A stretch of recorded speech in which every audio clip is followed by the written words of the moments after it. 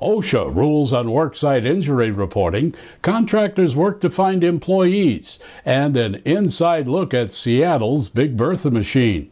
That and more on Construction News Tracker, brought to you by Caterpillar and produced by 4constructionpros.com.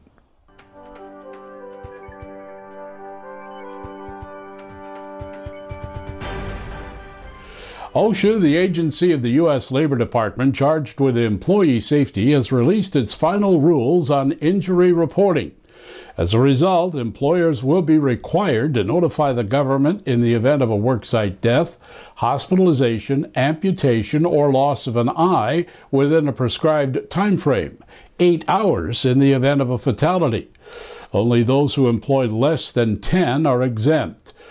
OSHA reported 4,400 workers were killed on the job in 2013. The agency will establish a web portal for reporting such events in addition to its phone system. We've been talking for months about the problems contractors have in finding qualified employees. Now comes word from human resources provider TriNet that construction salaries remain stalled in the first quarter of 2014. The Association of General Contractors, AGC, is at the forefront of this issue, and we reached out to Brian Termail, Senior Executive Director of Public Affairs, for an update on what advice contractors are given.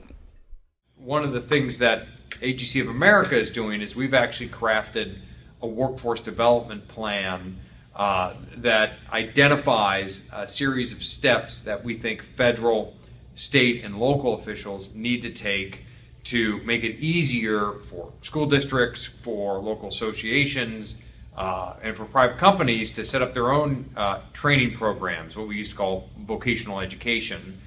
So we've identified a couple of steps like increasing funding for the Perkins Act, which is the primary federal vehicle for funding vocational education, changing antitrust rules so that multiple firms can actually enter into a binding contract to agree to pay for the cost of an apprenticeship training program comparable to what the trades, the organized labor movement, can provide right now in markets where where people choose union labor.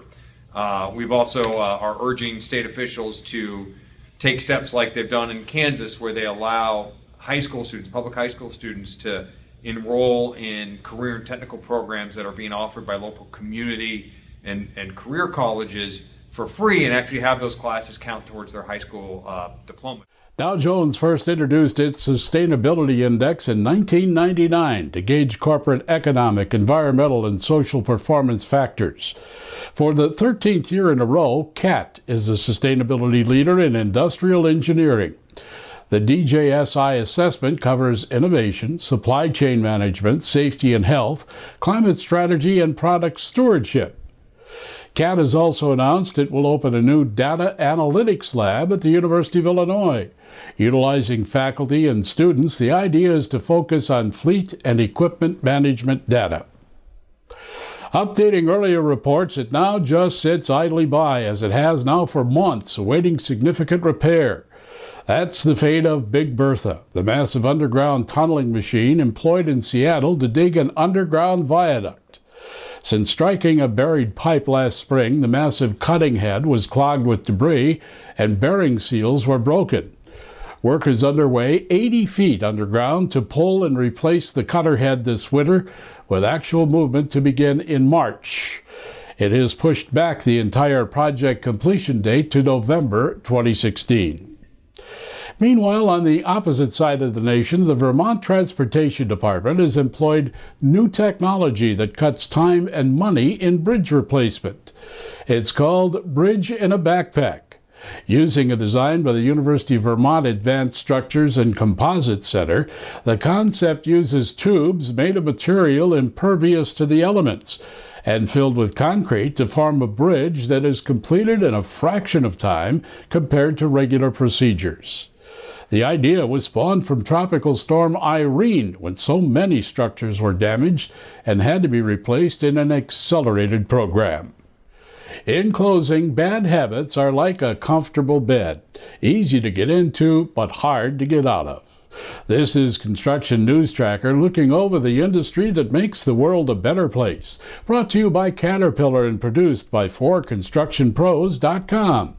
Find us on Facebook at /4constructionpros or at Twitter using hashtag Construction News, where you can leave a comment or share us with friends, as the streaming web never ends.